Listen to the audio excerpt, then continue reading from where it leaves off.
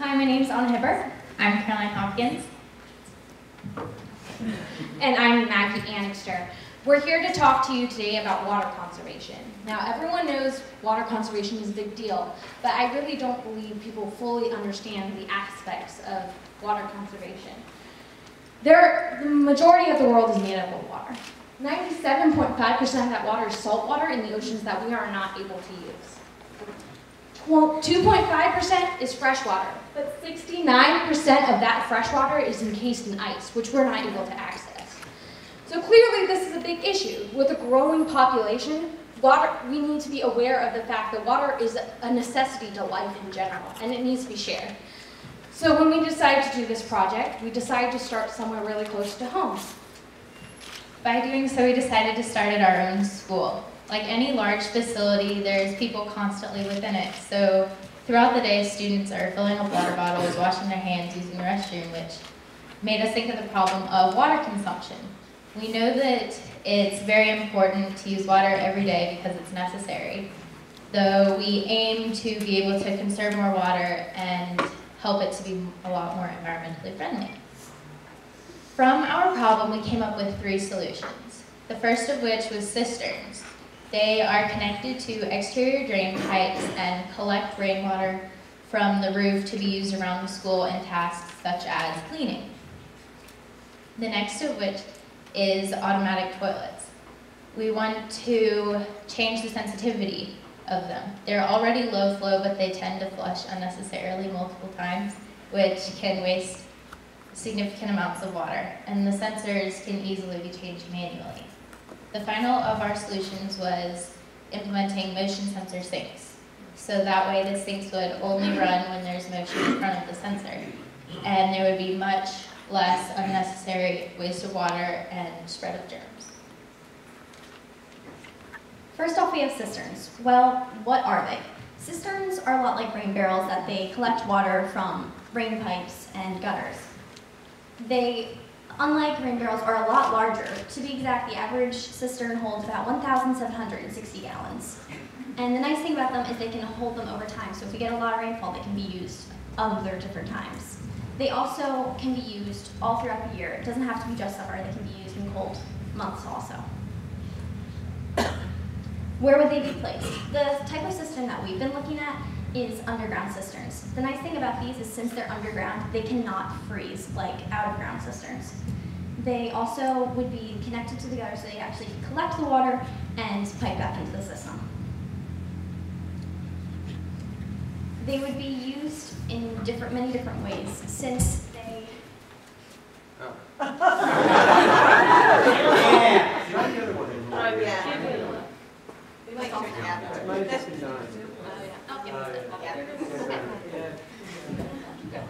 Okay, so how would they be used? They'd be used in multiple different ways. The nice thing about them is that it gets plumbed back into the system so they can be used from washing your hands, flushing toilets, and even cleaning up labs in science.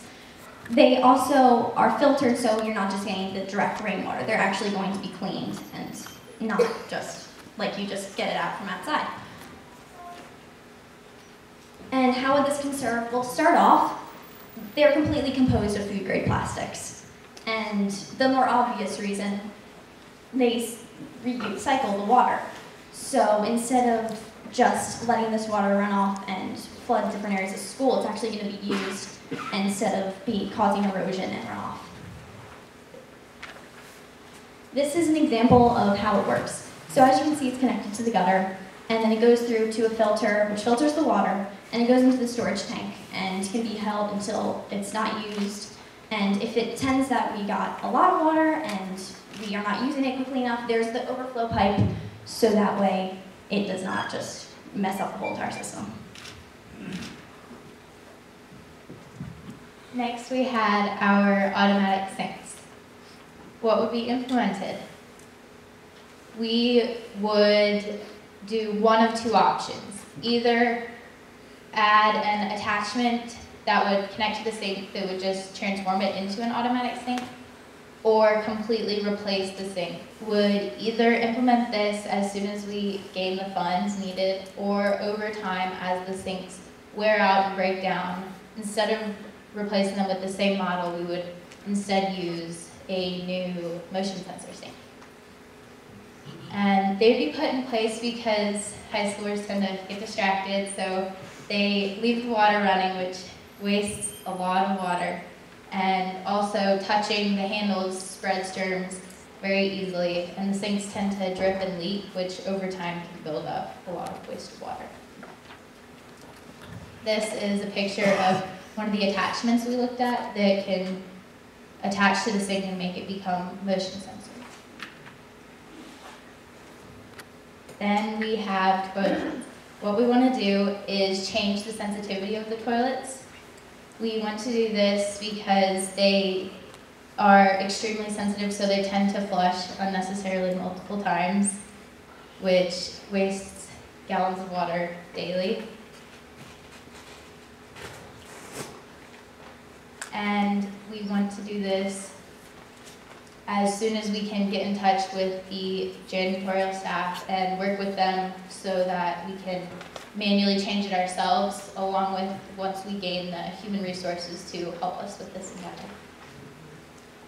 This is a picture of the sensor for our toilets that is in our own school. We worked a lot with the Higher Ground company, and they gave us, we communicated a lot back and forth, and they gave us a lot of helpful information on cisterns and the prices and the size, and they even offered that they would be able to come into our school and give us a more precise estimate of how much this endeavor would cost, and also they would be able to customize a plan that would fit, that would work best for our school in the different types of sizes and the different placements that would give the most water. So the real question here is why? Why should we invest our time and money, which the rough estimate for an endeavor our size, including the replacement of sinks and the cistern being buried along with the filter, is roughly about $10,000.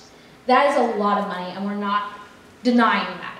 The reason we want this to be changed is overall, if these changes are made, it will save us money in the long run by saving water and saving the environment. We also believe it would generate a spark, considering this is an educational facility. It would bring awareness to water conservation issues around the world.